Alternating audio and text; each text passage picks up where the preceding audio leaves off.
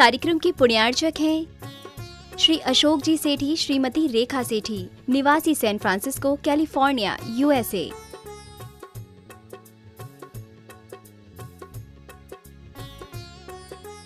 पुत्र एवं पुत्रवधू श्री हिमांशु, श्रीमती अलका सेठी, San Francisco, California, USA. पुत्र एवं पुत्रवधू श्री सुधांशु, श्रीमती रिंकी सेठी, सैन फ्रांसिस्को, कैलिफोर्निया, यूएसए। पौत्र पौत्री रिया सेठी, श्रेय सेठी, सैन फ्रांसिस्को, कैलिफोर्निया, यूएसए। आदरणीय पिताजी एवं माताजी स्वर्गीय श्री आत्मा प्रकाश जी एवं स्वर्गीय श्रीमती मानकवर जी सेठी, निवासी अजमेर की पुण्य स्मृति में। आदरणीय ससुर जी एवं सास जी स्वर्गीय श्री कल्याणमल जी गोधा एवं स्वर्गीय श्रीमती माणकबाई जी गोधा, निवासी इंदौर की पुण्य स्मृति में।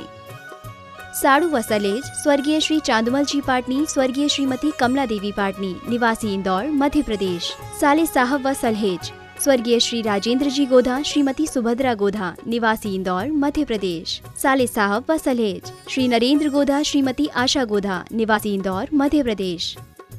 भाई एवं भाभी श्री अजय सेठी, श्रीमती मीना सेठी, निवासी जयपुर, राजस्थान। भाई एवं भाभी श्री अरविंद सेठी, श्रीमती कुसुम सेठी, निवासी मुंबई, महाराष्ट्र। भाई एवं भाभी श्री आलोक सेठी, श्रीमती अलका सेठी, निवासी सीकर, राजस्थान। समस्त सेठी परिवार, San Francisco, California, USA.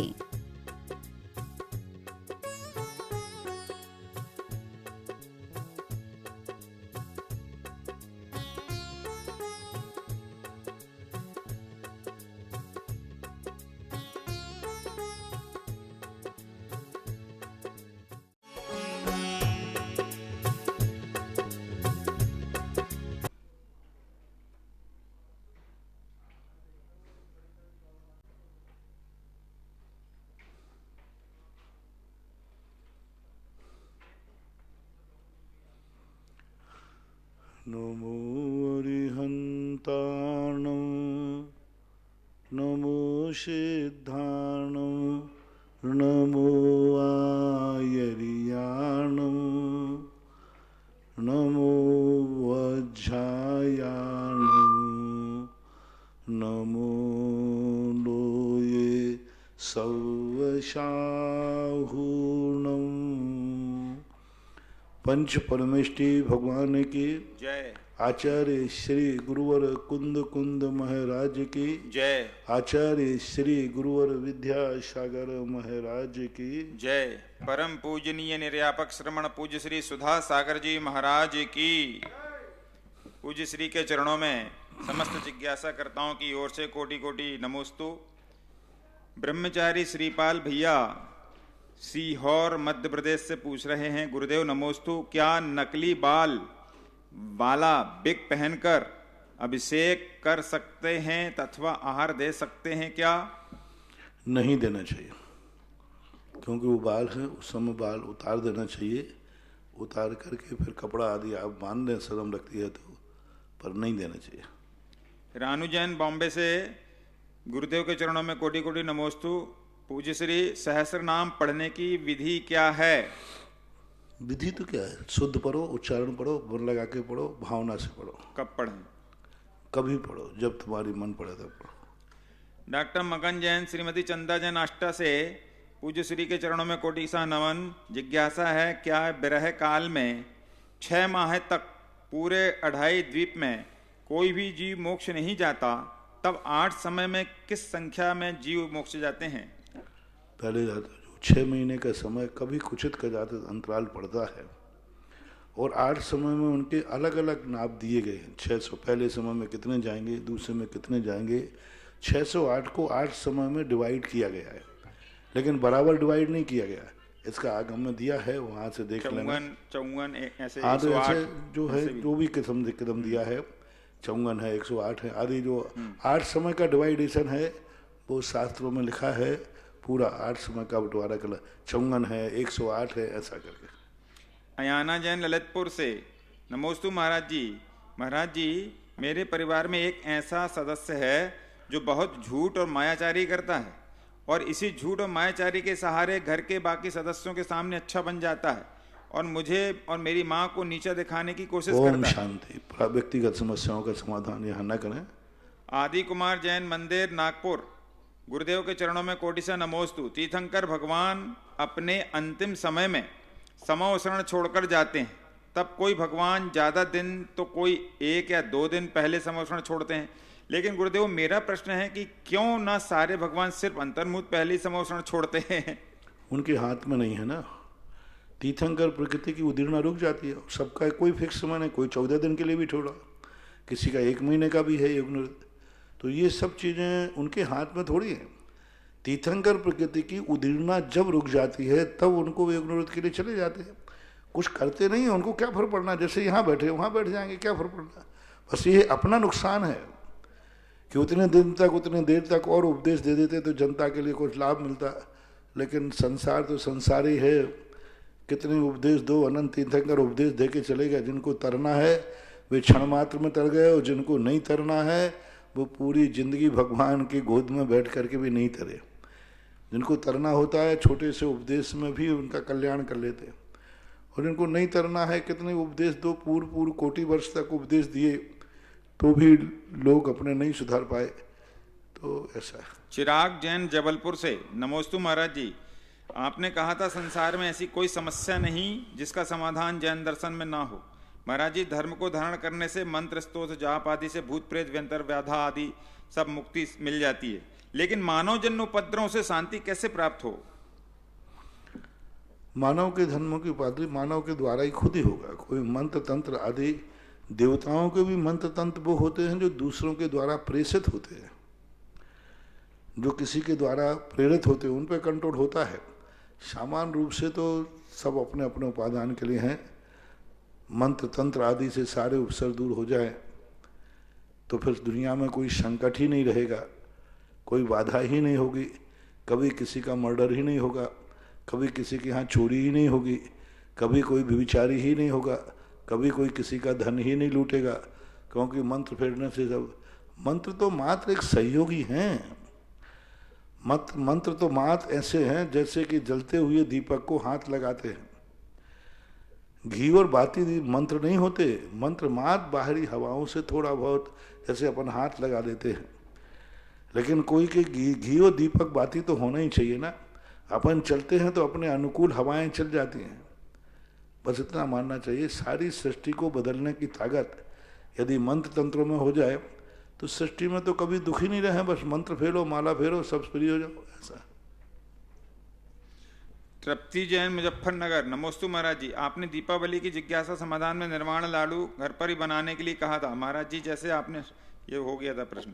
Engineer Rakesh Jain शिवरार्थी, Damoh Vasundhara नगर से, जाप की माला में मेरू के 3 गुरियों को सम्यक दर्शन, सम्यक ज्ञान, सम्यक चारित्र नमः बोलते समय दोनों आंख एवं गले में लगाने के पीछे क्या मतलब?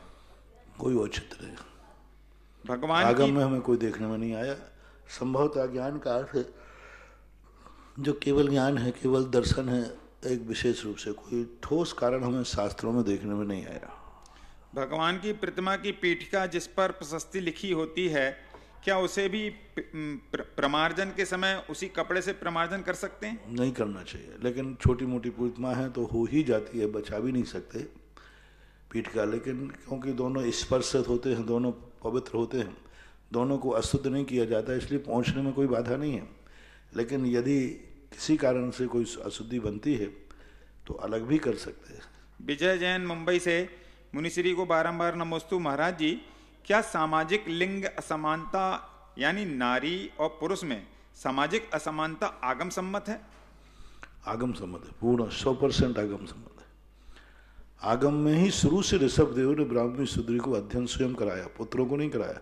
पुत्रों को मास्टर लगा दिए, टीचर लगा दिए, शुरू से ही है। स्त्री और पुरुष दोनों का भेद ही इसलिए डाला गया, और ये विषमता आगम सम्मत है। शुरू से देख लीजिए, मोक्ष जाने के लिए पुरुष को मोक्ष के दरवाजे खोल दिए, स्त्री नहीं जा सकती। मुनि महाराज देख लिए, पुरुष मुनि बन सकता है, आरिका दिगंबर भेष धारण नहीं कर सकते। प्रतिमा योग मुनि धारण कर सकते हैं, आरिका स्त्री नहीं धारण कर सकते।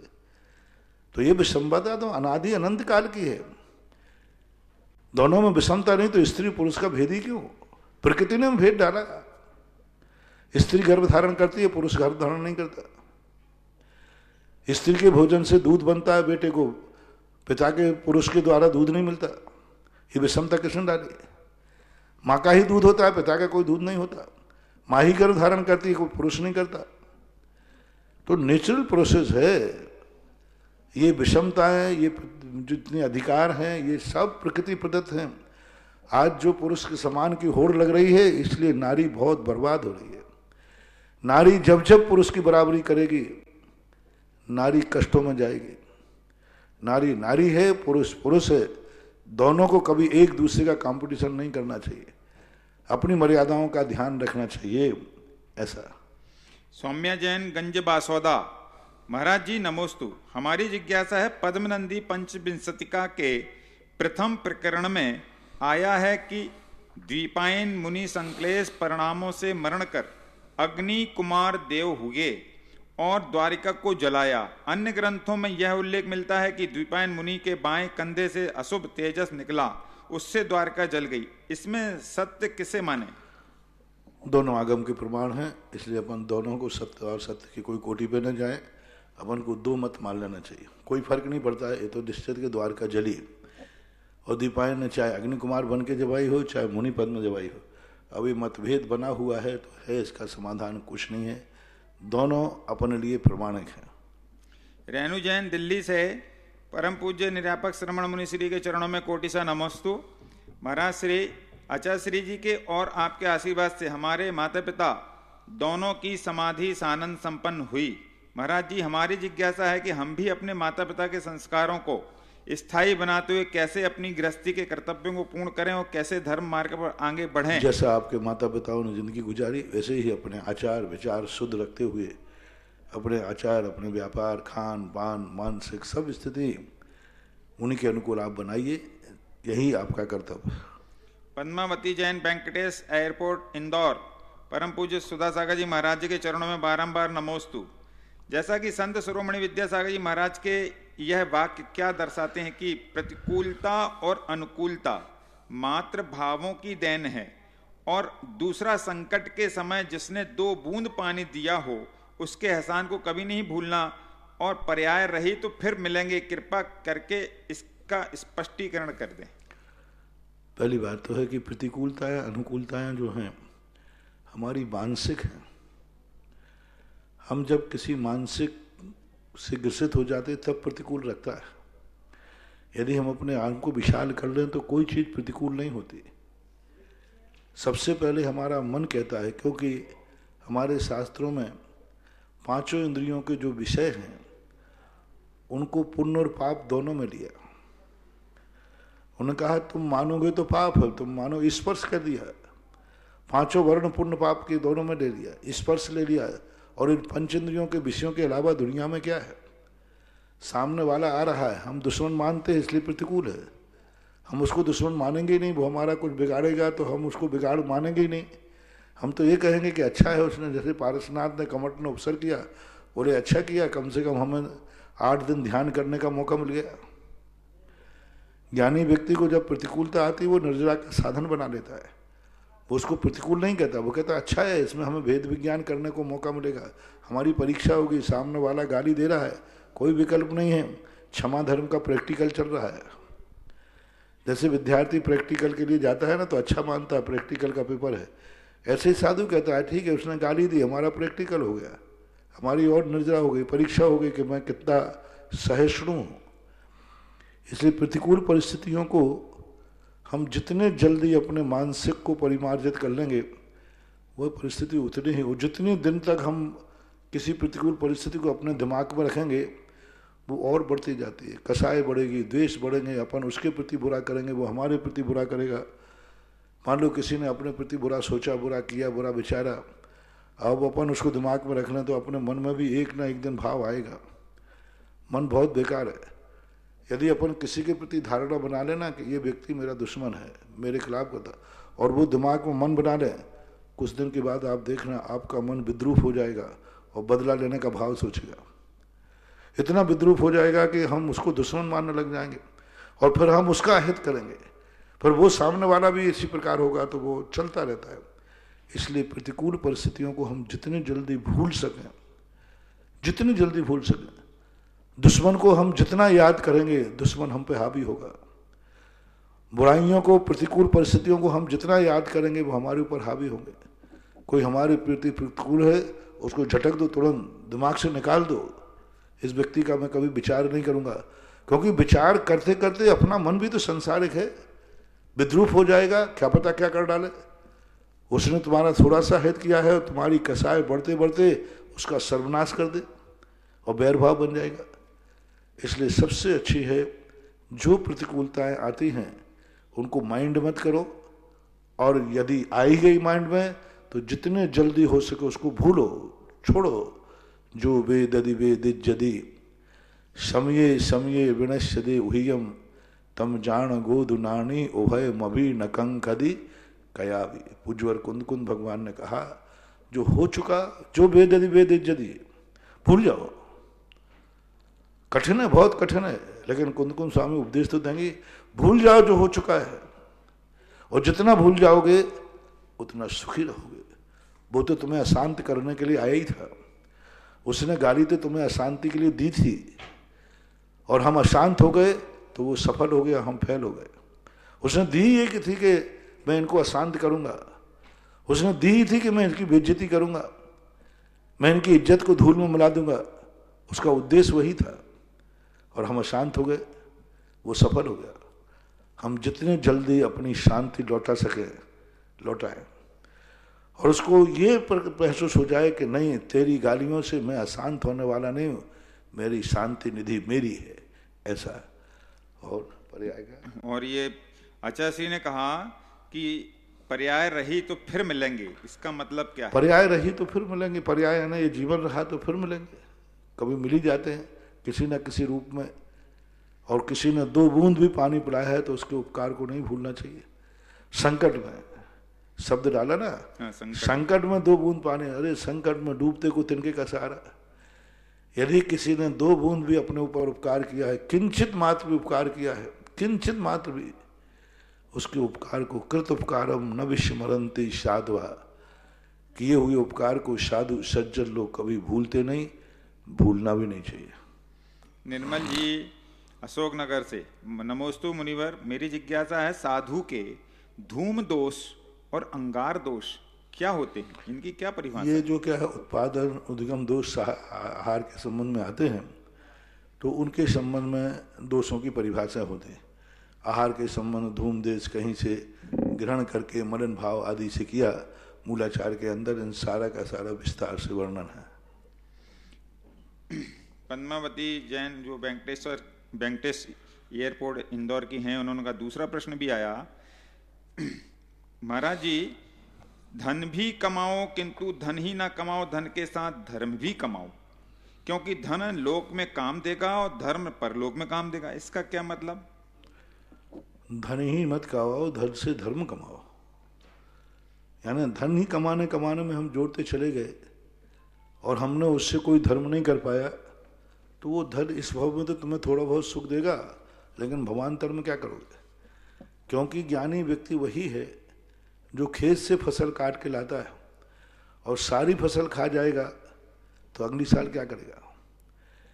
धन का बीज है धर्म, धर्म बीज है, धन फल है। धन बीज, धर्म बीज है। जो व्यवहार धर्म है, जो धर्म आप करते हैं, ये धर्म ही बीज है, धन तो उसका फल है। इसलिए व्यक्ति ने बीज ही नहीं रखा तो फल की क्या कामना करेगा, ऐसा मानना। मुकेश जैन बेगमगंज, महाराज श्री के चरणों में नमोस्तु। महाराज श्री, हमारे जो कॉपी किताब और पेन वगैरह पुराने हो गए हैं, उनका हमें क्या करना चाहिए? सब चीज हमें से पूछो। किसी गरीब को दे दो। कल के दिन पूछना, महाराज जी हमारे जूते चप्पल टूट गए, हमें क्या करना चाहिए? पूछते समय थोड़ा सोचना चाहिए कि हम किससे प्रश्न कर रहे हैं। आप बोली पेन काफी किताब, कल के दिन ही पूछे महाराज हमारे जूते चप्पल टूट जाए तो क्या करना चाहिए? तो फिर मैंने जवाब दे दिया कि उन जूते चप्पलों को अपने सिर पर रखना चाहिए। तो फिर मानोगे? मानोगे क्या? फिर प्रश्न पूछते समय मर्यादा रखो। ये जिनवाणी का मंच है, धर्म की यहाँ हम कायोत्सर्ग करके स्वाध्याय करते हैं, प्रश्ना एक स्वाध्याय है, और स्वाध्याय का अर्थ होता है शास्त्र सम्मत धर्म संबंधी बात पूछो। व्यक्तिगत ऐसी बातें पूछोगे आपको अशुभ कर्म का आश्रय होगा, आसाधना होगी, आपको दोष लगेगा। दो बातों का दोष है, एक तो जनवाणी का स्वाध्याय है, दूसरी साधु से तुम क्या प्रश्न पूछ रहे हो, ये मर्यादा रखना चाहिए। डॉक्टर मगन जैन, श्रीमती चंदा जैन, आष्टा मध्य प्रदेश से। परम पूज्य के चरणों में कोटिसा नमन। लक्ष्मी शब्द की उत्पत्ति संस्कृत की लक्ष्य धातु से हुई है, जिसका शाब्दिक अर्थ है ध्यान लगाना, ध्येय बनाना, ध्यान पूर्वक निरीक्षण करना होता है। अर्थात जब हम एकाग्रचित्त होकर कोई कार्य या साधना करते हैं तो उसका जो फल प्राप्त होता है उसे लक्ष्मी कहते हैं। जैनागम में इसका क्या अर्थ है महाराज जी, जिसको लेकर जैन समाज में अन्य समुदाय की तरह लक्ष्मी पूजन होने लगी? लक्ष्मी शब्द को लक्ष्य शब्द से उत्पत्ति की कौन सी व्याकरण आपने पढ़ी है मुझे पता नहीं, और कौन सी व्याकरण से आपने सिद्धि की है कि लक्ष्य से लक्ष्मी बनी है? व्युत्पत्ति कैसे बनाओगे? लक्ष्य धातु है कि लक्ष्य या लक्ष्य धातु लिखा है। ला और कक्षा का छा लक्ष्मी, तो फिर उसके लिए व्युत्पत्ति थोड़ा सही ढंग से बनाओ। दूसरी बात है, यदि ले भी देते हो तो लक्ष्मी इसको कहते हैं जो हमारे साध्य को लक्ष्य सिद्ध करने में साधन होती है, इसलिए कारण में कार्य का उपचार करके इसका कह सकते हैं। बाकी लक्ष्मी अपने आप में शब्द है लक्ष्मी। श्रीमती माधुरी जैन, लक्ष्मी कोई एक संज्ञा है। लक्ष्मी शब्द जो सामान्य रूप से है ये संज्ञावाचक है, ऐसा माना जाए। श्रीमती माधुरी जैन, बनगांव जिला और दमोह। इसलिए लक्ष्मी अपन कह सकते हैं क्योंकि लक्ष्मी का बड़ा विस्तार है। अकेली धन कोई लक्ष्मी नहीं कहते, ज्ञान लक्ष्मी। लक्ष्मी शोभा के अर्थ में भी आता है, लक्ष्मी वैभव के अर्थ में भी आता है। अब वैभव का अर्थ धन ही नहीं, एक मोक्ष मार्ग का केवल ज्ञान ही वैभव है।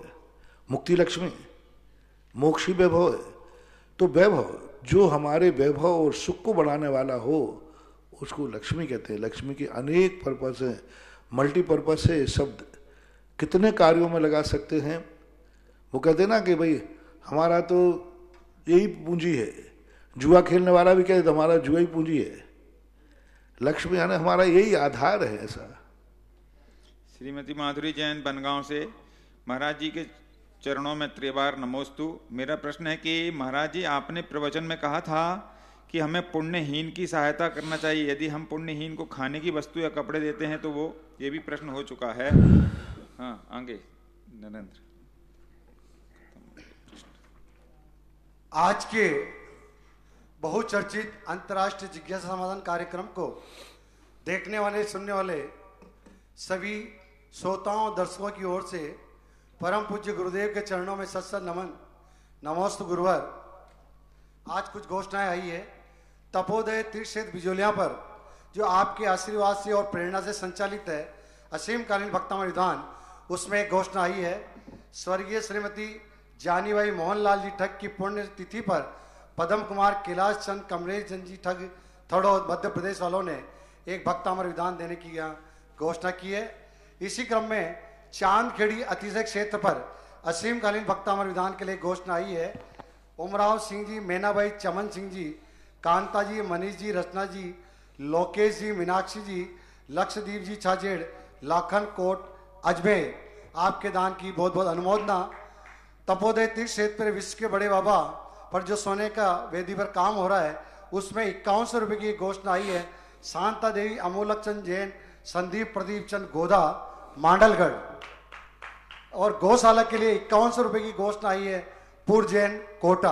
आप सभी के दान की बहुत बहुत अनुमोदना जिज्ञासा ऑडियो के माध्यम से।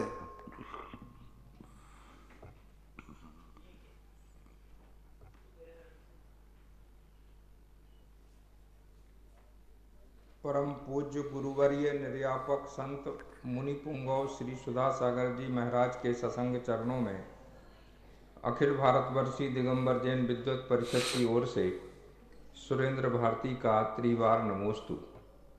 परम पूज्य मुनि श्री, आज यह बड़े हर्ष का विषय है कि कोरोना काल के बावजूद सभी साधु संतों ने अपने चातुर्मास निर्विघ्न संपन्न किए हैं। आज के बाद स्थान स्थान की ओर विहार प्रारंभ होंगे।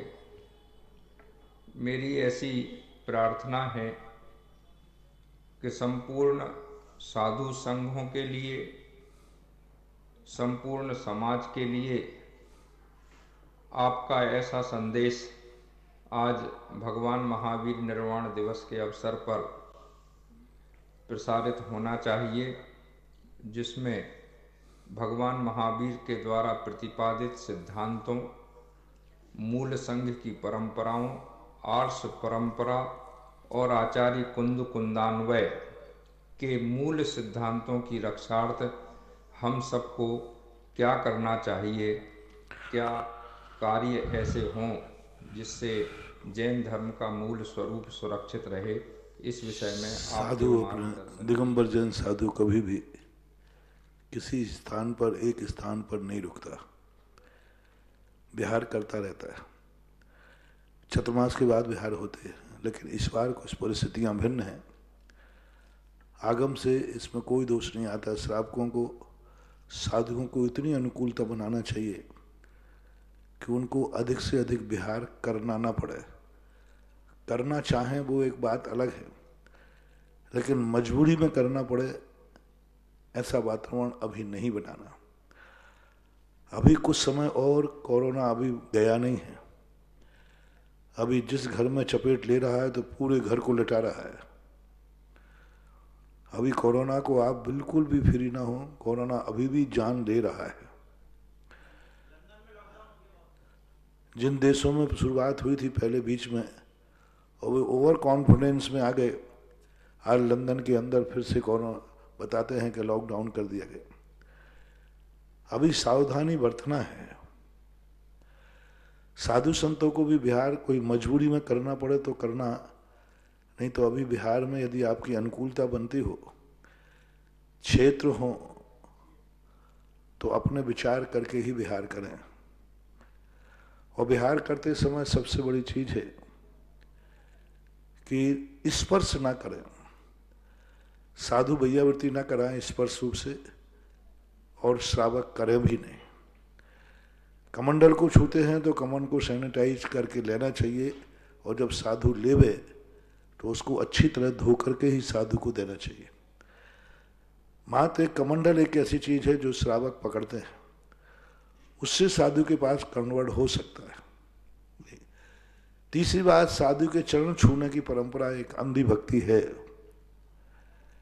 ये चरण छूने के लिए बिल्कुल दूर रहें। साधुओं के चरण न छुएं। साधु के चरण जिस भूमि पर पड़े हों उस भूमि की धूल को छू लेना चरणों से भी ज्यादा पावरफुल वो है। भक्तामृत में आना, तत्पाद पंकज रजो मृत देहा। पाद पंकज नहीं कहा उन्होंने, आपके पाद पंकजों से बीमारी दूर जाएगी, नहीं, तत्पाद पंकज रजो मृत। ऐसे जहां उनका पैर पड़ता हो उस धूली को उठा करके वंदना कर लेना। साधुओं को छूने का प्रयास ना करें, ना चरण छुए, ना भैयावृत्ति के लिए विशेष करें। ये कुछ सावधानी ऐसी बरतें। आहार के समय भी उनके चरण आदि न छू करके, और जो कुछ भी परिमार्जन आदि भैयावृत्ति करना पड़े तो बहुत सावधानी सैनिटाइज करके, हाथ पैरों को धो करके सावधानी बरतना ही अपना एक मुख्य कर्तव्य है। खुशी है अभी तक कोई दिगंबर जैन साधुओं में इस कोरोना से कोई दुर्घटना नहीं हुई। ये सबसे बड़ी एक खुशी की बात है। अभी तक कहीं कोई समाचार ऐसा नहीं आया कोई साधु कोरोना की चपेट में आकर के एक विपत्ति का कारण बन गया, संकट का कारण बन गया। बहुत बड़ा, श्रावकों ने भी बहुत सावधानी रखी है, बहुत सावधानी रखी, और साधु लोग भी अपने आप में बहुत सावधान रहे। दोनों की सावधानी से ये आज गौरवपूर्ण बात मुझे कहना पड़ रहा है कि दिगंबर साधु इस कोरोना की सावधानी से बहुत इस बीमारी के संकट से बचे रहे, आगे भी बचे रहें। इस सावधानी को नहीं छोड़ना। न साधु को अभी प्रमाद करना है, न श्रावक को करना है। सावधानी, बस वही वाली सावधानी, क्योंकि बार बार इसे कहा जाता है दो चीजें सबसे बड़ी सावधानी है, दूरी और मास्क। साधु से 6 फीट की दूरी रखो। बिहार में चलते हो तो दूर रहो, बैठो तो दूर रहो, बात करो तो 6 फुट की दूरी बना के रखो। और जब भी साधु से बात करके जाओ, अपने मुख पर कपड़ा लगा लीजिए, मास्क लगा लीजिए। साधु के साथ चाहे विहार करो, चाहे बातचीत करो, चाहे कमरे में जाओ, यदि आपको साधु को सुरक्षित करना है तो नियम ले लें कि जब तक कोरोना बीमारी है, हम साधु के कमरे में बिना मास्क के नहीं जाएंगे।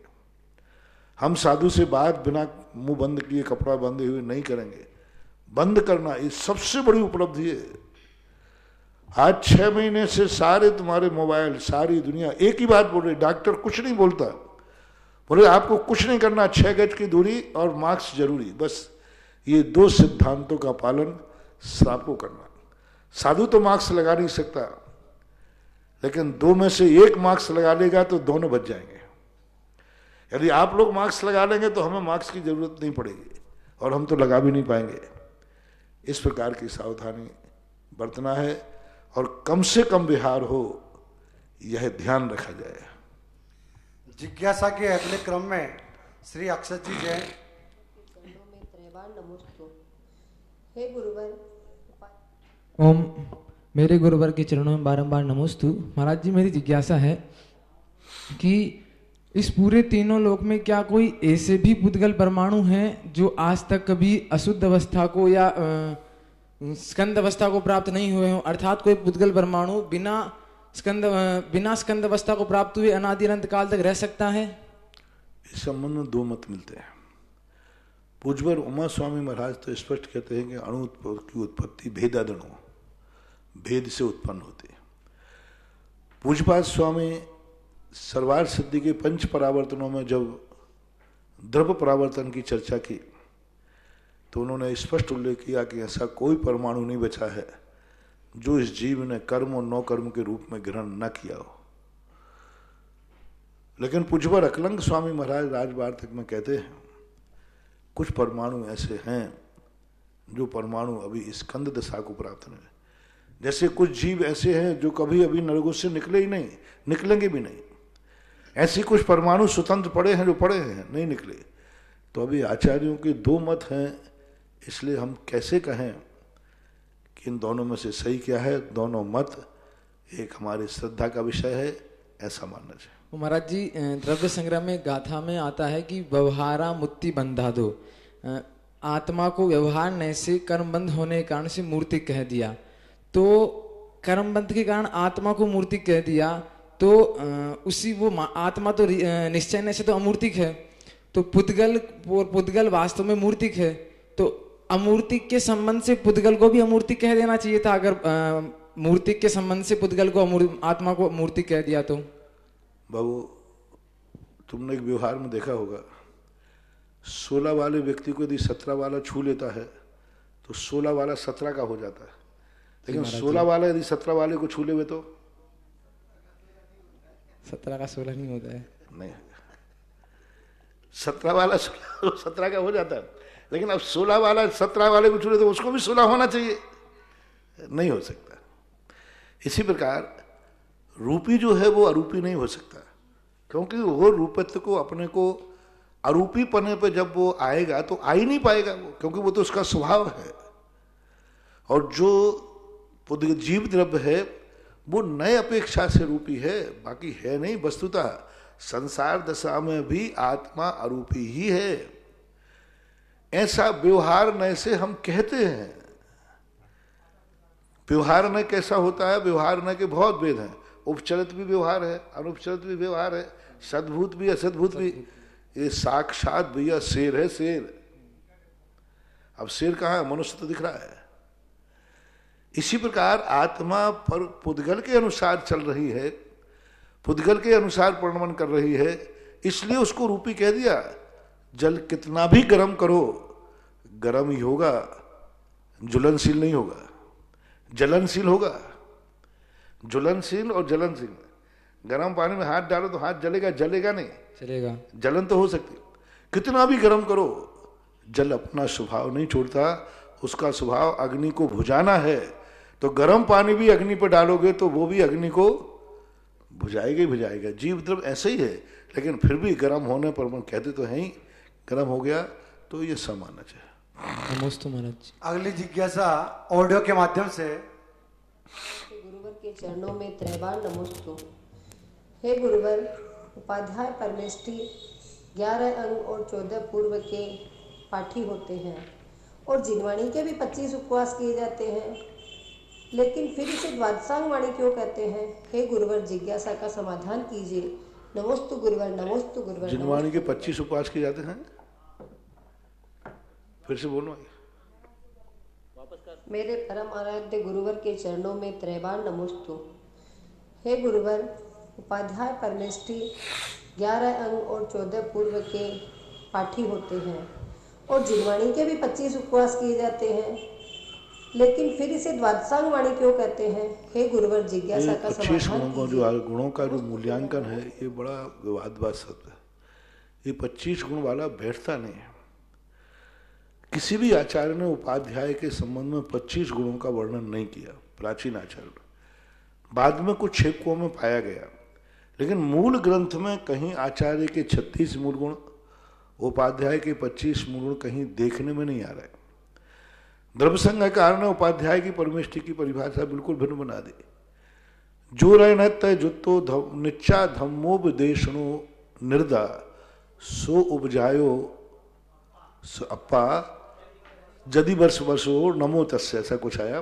तो उन्होंने कहा जो नित्य उपदेश दे रहे हैं वो उपाध्याय है। तो ऐसी परिभाषाएं ये कैसे कब से चली? क्योंकि द्वादशांग का ज्ञान होना उपाध्याय परमेष्टि को कोई बात जमती नहीं। शुद्ध केवली बनेंगे फिर तो और कौन बनेगा?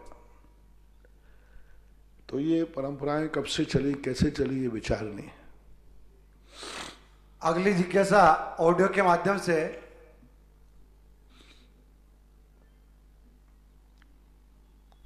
परम पूज्य गुरुवर्य निर्यापक श्रमण मुनि पुंगव श्री हो गए भाई।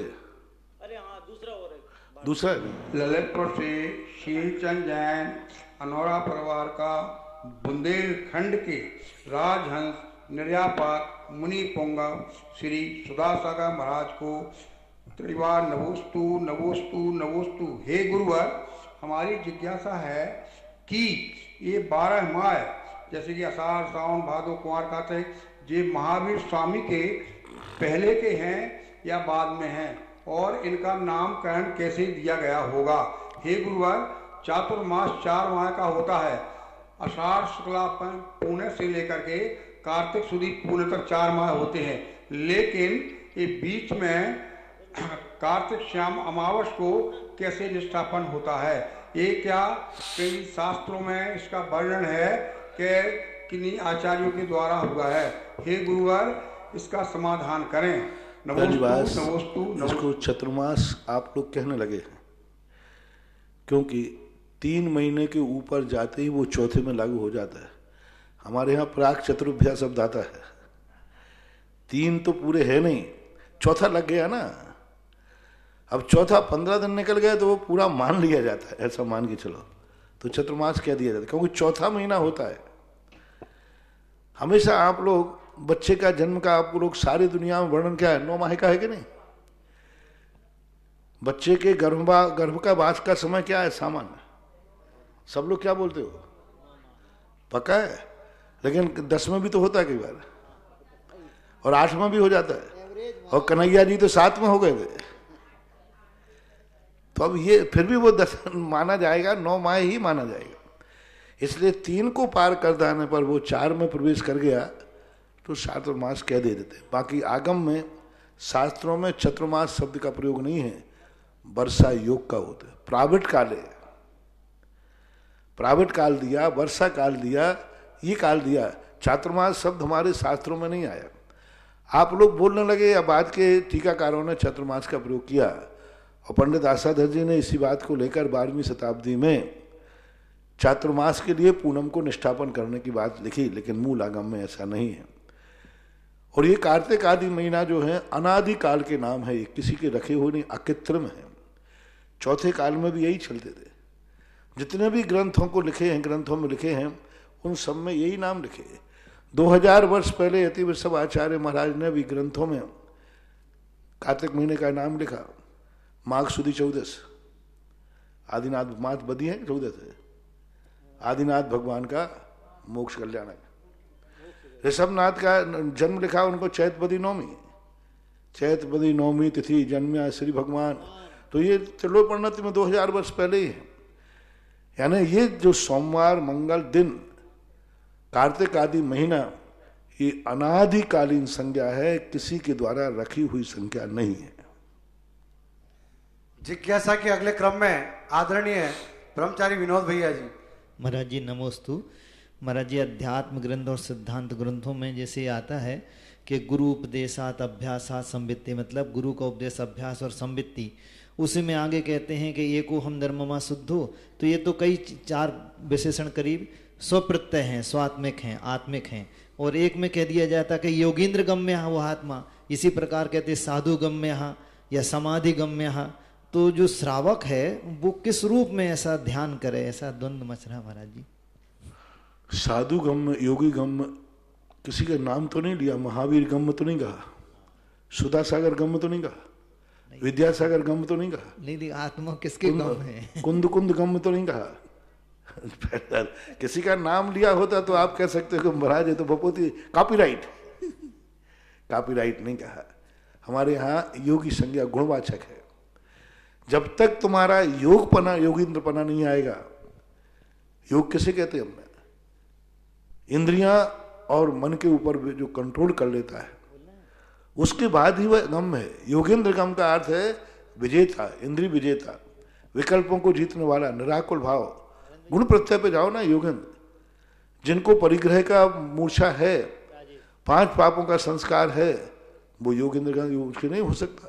5 पापों को छोड़ना, योग्यता तो सबको ही बताते, कलेक्टर बनने की योग्यता बताते, इतनी पढ़ाई करना जरूरी है। कहते हैं ना कि भाई ये कार्य करना किसके गम, कलेक्टर के गम है, कमिश्नर का अधिकार है, राष्ट्रपति का अधिकार है, कि हर चीज के अंदर अधिकार तो आते ही है।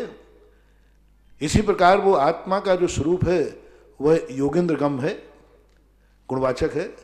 समाधि गम है, समाधि का अर्थ निर्विकल्प। अब रही बात श्रावक की, तो श्रावक योगेंद्र बन जाए, योगेंद्र है ही नहीं, श्रावक गम हो ही नहीं सकता। श्रावक क्या करेगा, चिंतन, पर प्रत्यय का चिंतन। श्रावक उस बालक के समान है जो कुछ नहीं जानता, पिताजी जो कह देते हैं वही मानता है। पिताजी ने जो कह दिया वो वही मानता है, माँ ने जो कह दिया वही मानता है, उसको कुछ भी पता नहीं। माँ ने कह दिया ये तुम्हारा बड़ा भाई है, वो थोड़े दिन बाद वो दूसरे से कहे कि कौन है, बोले मेरा बड़ा भाई है। उसको पता नहीं कि मेरा बड़ा भाई, क्योंकि वो तो उनके जन्म के पहले जन्म चुका था। तो श्रावक जो है वह कोई भी वस्तु का साक्षात्कार करने में सक्षम नहीं है। अपने आत्मा के स्वरूप का चिंतन कर सकता है, भावना कर सकता है, ये कह सकता है जैसे मेरे गुरु ने स्वरूप कहा है, इस स्वरूप को मैं कब प्राप्त करूंगा, लेकिन प्राप्त नहीं कर पाएगा, क्योंकि सुखचंद्र महाराज ने स्पष्ट लिख दिया, एक धागा भी जिसके पास परिग्रह है वह आत्मा के स्वरूप का प्राप्त नहीं कर सकता, आत्मा के स्वरूप में स्थिर नहीं रह सकता, क्योंकि मन और इंद्रियां हमारे ज्ञान उपयोग को मलिन कर देती है, ऐसा मन। नमस्ते। जिज्ञासा के अगले क्रम में आदरणीय ब्रह्मचारी राजेश भैया जी। परम पूज्य निर्यापक श्रवण मुनि पुंगा श्री सुदर्शन जी की पावन चरणों में नमोस्तु।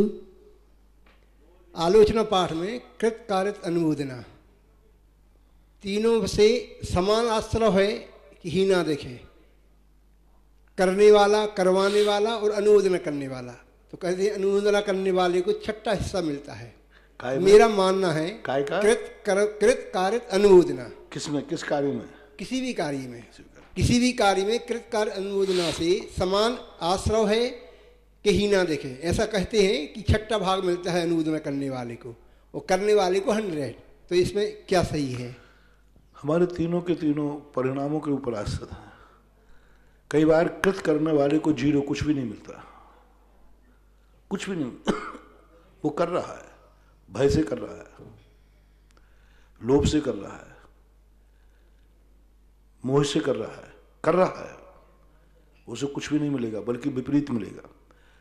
पूजा कर रहा है एक पुजारी, क्यों कर रहा है?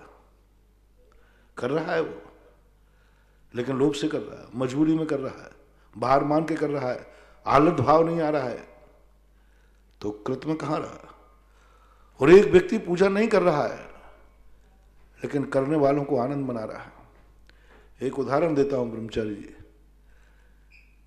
एक मंदिर में एक माली था, वो मंदिर में दिन भर गर्भालय में जहां तुम्हारा अभिषेक होता था लोग खड़े होते थे, दिन में 3-4 बार उसको पहुंचता था, ऐसा चमका के रखता था। मैंने उसको कई दिन तक देखता रहा, मैं उसी मंदिर में था। तो एक दिन मैंने कहा कि भगवान जी, तुम्हें कमेटी वालों ने ये काम सौंपा कि तुम दिन भर को ये करते ही रगड़ते ही रहते हो। और मुझे उस पर दया आती थी कि भाई ऐसे ही मतलब एक बार साफ कर दिया, 2 बार कर दिया, लेकिन वो दिन भर पहुंचता रहता। मैंने कमेटी ने कहा हो तो मैं कह दूं ऐसा तो नहीं करना चाहिए। तो उन्होंने कहा महाराज जी आपको कोई तकलीफ तो नहीं हो रही?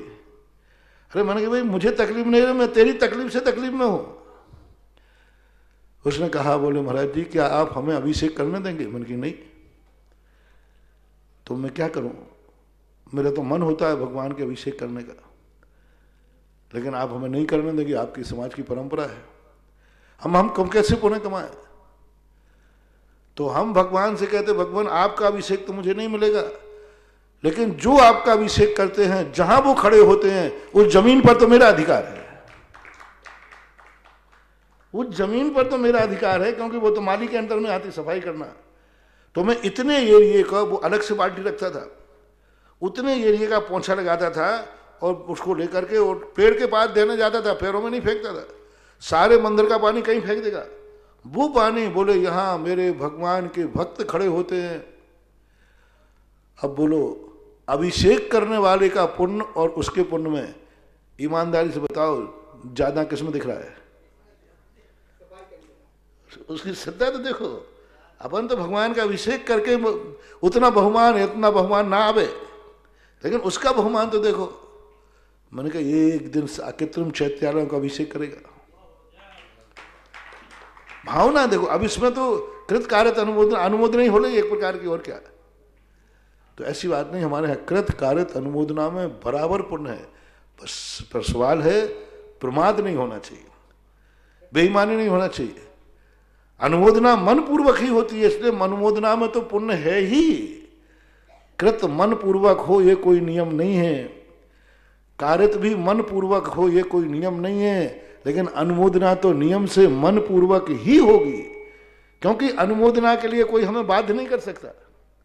कृत के लिए तो बाध्य कर सकता है, मैं तुम्हें टेक टू ऑर्डर, मैं आदेश देता हूं भगवान को विराजमान करके आओ। अब तुम्हारा अब क्या करें भैया, महाराज ने कह दी तो चले जाओगे, चले जाओगे नहीं, करवा भी लोगे, ठीक महाराज मैं रखवाता हूं, लेकिन अनुमोदना के लिए ओहो धन्य है व्यक्ति जो अपने सिर पर भगवान को ले जा रहा है। आहा आओ भाग, भगवान जिसके सिर पर विराजमान हुए धन्य है ऐसा व्यक्ति। जैसे तुमने भगवान को उठाया, अब देखना तुम्हें तो लग रहा था महाराज जी ने कह दी जाना ही पड़ेगा, और एक सामने वाला देख रहा था ओहो धन्य है इनका मस्तक, देखो ये भगवान को सिर पर रख के ले रहा, अभाग्य है इनके। तो बोलो पुण्य किसने कमाया ज्यादा? अनुमोदना करने वाले। बहुत बड़ी बात होती है, ध्यान रखना है, इसमें बहुत ताकत होती है। जब अभिनंदन को पाकिस्तान में गिरा था एक सैनिक, वर्धमान अभिनंदन, और सब बड़े चिंतित थे, बड़ी चर्चा थी उसकी। मैं चुपचाप था, 3 दिन से सुन रहा था। एक दिन वार्षिक पे आया, वो दिगंबर जैन था। 10 लाख क्षण पर्व के वार्षिक मेले के लिए वो भगवान को सिर पर उठाकर अपने गांव में, कभी गांव में गया तो सिंहासन सहित अपने सिर पर ले जा रहा था पांडुकशिला पर। जैसे मैंने फोटो देखी, पता नहीं क्या भाव आया, मैंने कहा भगवान जिस सिर के ऊपर आप बैठे हो, जिसने आपको सिर पर उठाया हो, उसका कुछ नहीं बिगड़ सकता, मेरा विश्वास है।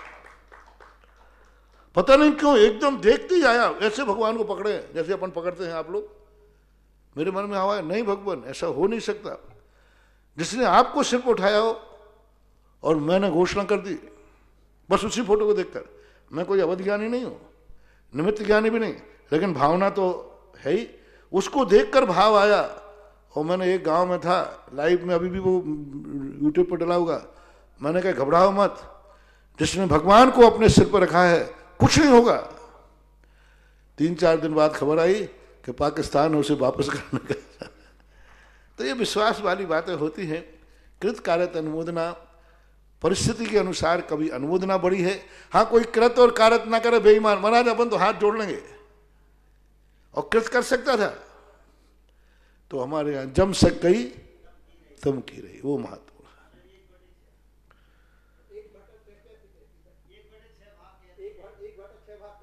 ये अपने लोक व्यवहार में है, ये लोक व्यवहार में चलना आया, कहीं ऐसा स्पष्ट रूप से हमें देखना, क्योंकि सिद्धांत में इसलिए नहीं कह सकते हैं क्योंकि अभी मैंने कहा ना कि अभी इनमें भेद है। कभी अनुमोदना बड़ी है, कृत छोटा है, कभी कृत बड़ा है, अनुमोदना। जैसे हमने कहा कि बेईमान हो, अपन तो हाथ जोड़ लो, महाराज जी आपके हाथ ठीक हो जाए। अरे कभी देगा कि नहीं? अरे महाराज अपन ने दे दिया कि भगवान का अभिषेक हो गया, अभी बेईमान कहलाता है। तो ये लोक व्यवहार में ऐसा आता है कि यदि हम कार्य न कर पाए और दूसरा करे, उसकी अनुमोदना करने से भी हमें फल मिलता है। ये लोक व्यवहार का कथन है। जिज्ञासा से पूर्व गुरुदेव आपकी वाणी से प्रभावित होकर बिजोलिया के श्रेष्ठी जो पिछले कई माह से यहाँ पर चौका लगाकर पुण्यार्जन कर रहे हैं, श्रीमान तेजमल जी साहब अर्सु धनोपिया और श्रीमती शांताबाई धनोपिया, इन्होंने 2 प्रतिमा लेने का व्रत धारण किया है। गुरुदेव आप इनको आशीर्वाद देकर कृतज्ञ करें। आप वहीं से खड़े होकर पूज्य गुरुदेव को नमोस्तु करें। बहुत अच्छा, तेजमल जी 2 लोग हो गए यहाँ। देखो लॉकडाउन की 2 उपलब्धि है। काला जी ने भी अभी कुछ दिन पहले, धर्मचंद जी साहब आप भी आ जाएं, और तेजमल जी धानोपिया ने भी 2 प्रतिमा ली। यानी ये दोनों यानी 4 लोग इस लॉकडाउन में राजस्थान में बुंदेलखंड में मुनि दीक्षा लेवे तब लोगों को आश्चर्य होता है, और राजस्थान में कोई प्रतिमा लेवे तो बुंदेलखंड की मुनि दीक्षा से भी ज्यादा महत्वपूर्ण है। वहां की मुनि दीक्षा में भी लोग इतना आश्चर्य नहीं करते, और राजस्थानी व्यक्ति यदि प्रतिमा भी ले ले, अच्छा मारवाड़ी राजस्थानी ने प्रतिमा ले ली, अरे बड़ा तीर मार लिया, बहुत अच्छा। क्योंकि राजस्थान का वातावरण जो है वह त्याग प्रधान नहीं है, व्रतों की तरफ प्रेरणा देने वाला नहीं है, अर्थ प्रधान है, भोग प्रधान है, और प्रतिमा आदि त्याग की तरफ नहीं जाता है। इसलिए जो व्रती बन रहे हैं, कम से कम राजस्थान के लोग मुनि बन पाए या नहीं बन पाए, लेकिन कम से कम व्रती और प्रतिमाधारी जरूर बनना चाहिए। इन चारों के लिए मेरा आशीर्वाद आज का भाव है। बिजोलिया तीर्थ क्षेत्र कमेटी के अध्यक्ष की आज्ञा से मैं एक निवेदन करना चाहता हूँ। गुरुवर पूज्य गुरुदेव, आज चतुर्मास निष्ठापन का कार्य संपन्न हुआ, और चतुर्मास के दौरान आपके रत्नतय धर्म की साधना में तीर्थ क्षेत्र कमेटी की ओर से निश्चित रूप से जाने अनजाने में जो गलतियां हुई है, त्रुटियां हुई है, उसके लिए पूरी कमेटी बार बार आपसे क्षमा याचना करती है, बार बार आपसे क्षमा याचना करती है। दूसरी ओर नरेंद्र बाबू, कमेटी थी नहीं तो गलती क्या होगी? ये चतुर्मास में तो यहाँ तो राष्ट्रपति शासन चला है, ना कोई विधायक था, ना कोई सांसद था, अध्यक्ष मंत्री कोषाध्यक्ष। पहला चतुर्मास है जो बिना कमेटी के हुआ और भक्तों ने कराया। हाँ, नहीं तो हर कमेटी के लिए कमेटी का रहते हैं, लेकिन ये चतुर्मास पूरा का पूरा भक्तों का चतुर्मास था। कमेटी तो सारे जितने पदाधिकारी थे सब आउट थे। इसलिए जब गलती पार्टी सपेटी नहीं हुआ तो गलती और गलती क्षमा का कोई सवाल ही नहीं उठता। फिर भी कोई बात नहीं। दूसरा निवेदन, सबको आशीर्वाद। गुरुवर भगवान पार्श्वनाथ की केवल ज्ञान स्थली पर रेवा तट के किनारे गगन बिहारी पार्श्वनाथ भगवान का तो पहला एक चरणी आगे बढ़ा, परंतु गुरुवर आपने पूरे तपोदय क्षेत्र पर अपने कदमों को बढ़ाते हुए इस क्षेत्र को इतनी ऊंचाइयां दी है कि हम जन्मों जन्मों तक आपका उपकार नहीं भूल सकते। आभार करने के लिए मेरे पास शब्द नहीं है और मेरी हिम्मत भी नहीं है, परंतु गुरुदेव आपने इस तपोदय क्षेत्र को इतने सैकड़ों वर्षों तक चहुमुखी विकास कर आगे बढ़ाया है, वो उपकार तो हम जन्मों जन्मों तक उपकार नहीं भूल सकते हैं। और यहाँ जो रचनाएं हुई है वो विश्व में पहली बार हुई है। उदाहरण के तौर पर तपोदय जो विश्व के सबसे बड़े बाबा बने हैं, पहली बार तपोदय तीर्थ क्षेत्र में बने हैं। आपकी कृपा से पूरे राजस्थान और मध्य प्रदेश में जो शिक्षण संस्थाएं संचालित है, सब विद्यालय हैं और वह यहाँ पर महाविद्यालय बनकर संचालित हो गया है और आपकी कृपा से अगले सत्र में शीघ्र प्रारंभ हो जाएगा। दूसरी ओर आपकी कल्पना की हम स्वप्न में भी कल्पना नहीं कर सकते हैं। गगन बिहारी की जो 225 कमलों की जो रचना आपके आशीर्वाद और प्रेरणा से हुई है, गुरुवर हम कैसे ये उपकार भुला पाएंगे। बार बार आपके चरणों में नमोस्तु नमोस्तु नमोस्तु। अगली जिज्ञासा ऑडियो के माध्यम से। परम पूज्य गुरुवर्य निर्यापक श्रमण मुनि पुंगव श्री सुधा सागर जी महाराज के श्री चरणों में सुरेंद्र भारती परिवार का त्रिवार नमोस्तु। परम पूज्य मुनि श्री, हमारी जिज्ञासा है कि कुछ लोग धनतेरस या धनतेरस को समूसरण विघटन दिवस के रूप में प्रचारित कर रहे हैं।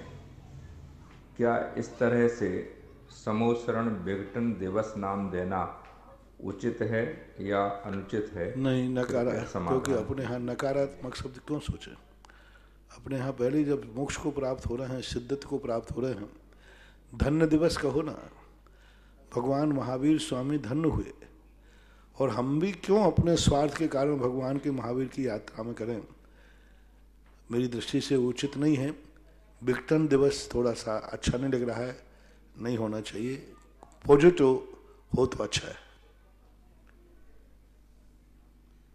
किसी तकनीकी खराबी के कारण पार्श्वनाथ तपोदय तीर्थ क्षेत्र की जो डॉक्यूमेंट्री दिखानी थी वो आज नहीं दिखा पाए।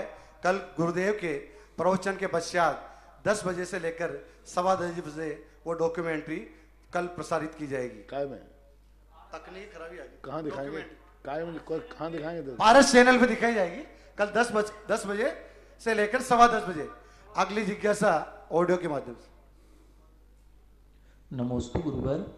गुरुवर, ललितपुर से आलोक मोदी परिवार का बारंबार नमोस्तु।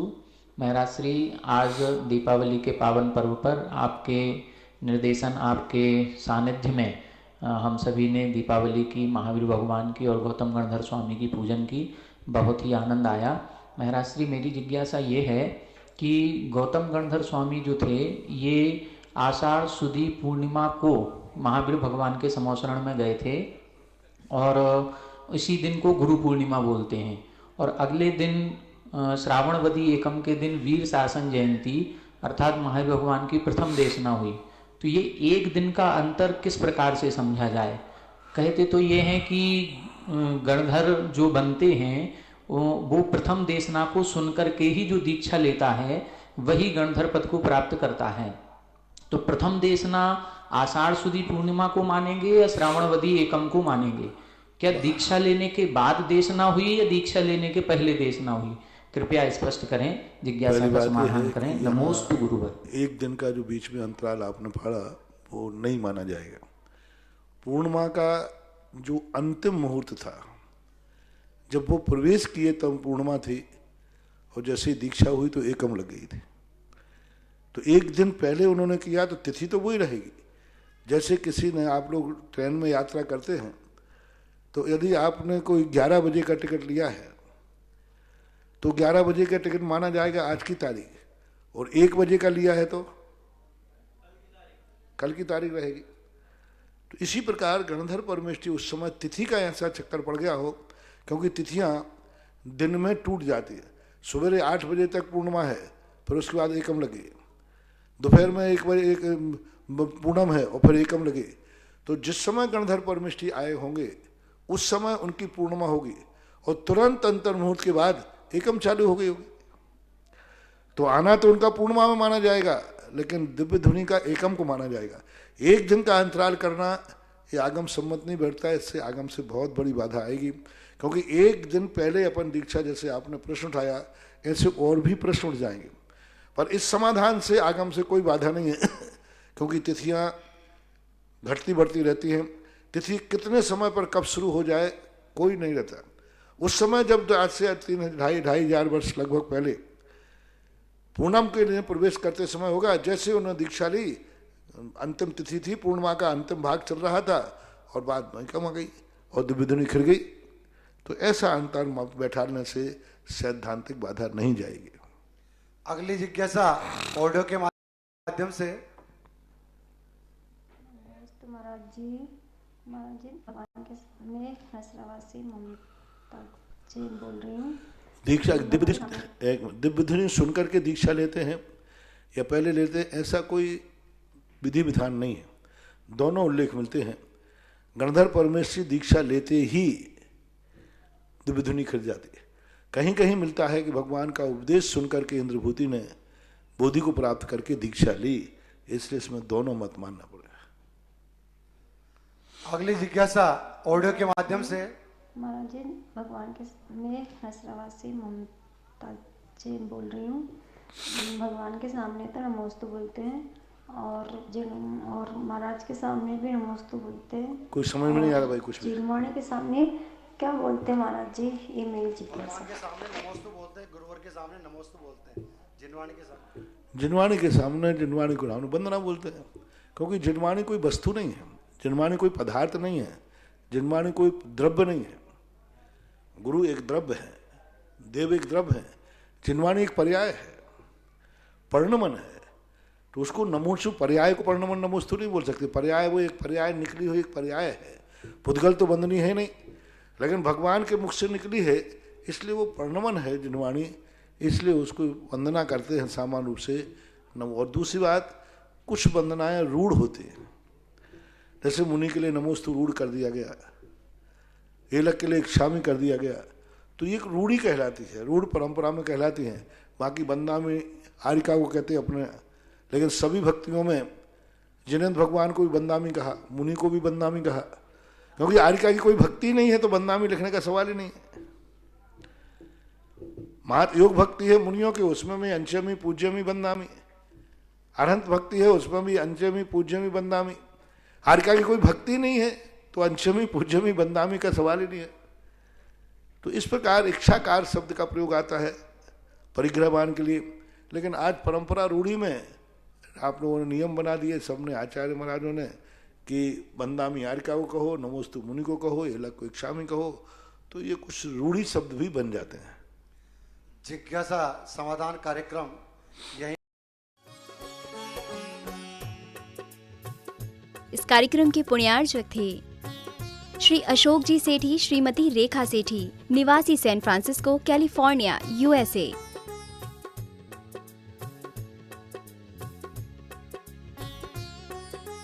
पुत्र एवं पुत्रवधू श्री हिमांशु, श्रीमती अलका सेठी, सैन फ्रांसिस्को, कैलिफोर्निया, यूएसए। पुत्र एवं पुत्रवधू श्री सुधांशु, श्रीमती रिंकी सेठी, सैन फ्रांसिस्को, कैलिफोर्निया, यूएसए।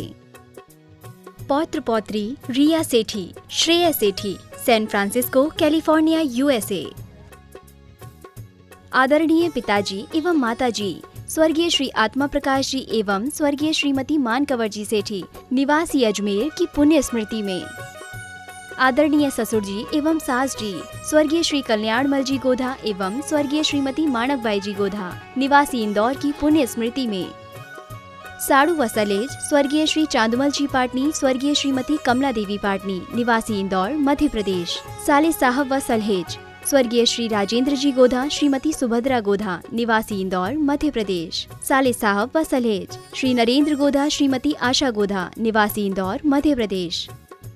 भाई एवं भाभी श्री अजय सेठी, श्रीमती मीना सेठी, निवासी जयपुर, राजस्थान। भाई एवं भाभी श्री अरविंद सेठी, श्रीमती कुसुम सेठी, निवासी मुंबई, महाराष्ट्र। भाई एवं भाभी श्री आलोक सेठी, श्रीमती अलका सेठी, निवासी सीकर, राजस्थान। समस्त सेठी परिवार, सैन फ्रांसिस्को, कैलिफोर्निया, यूएसए।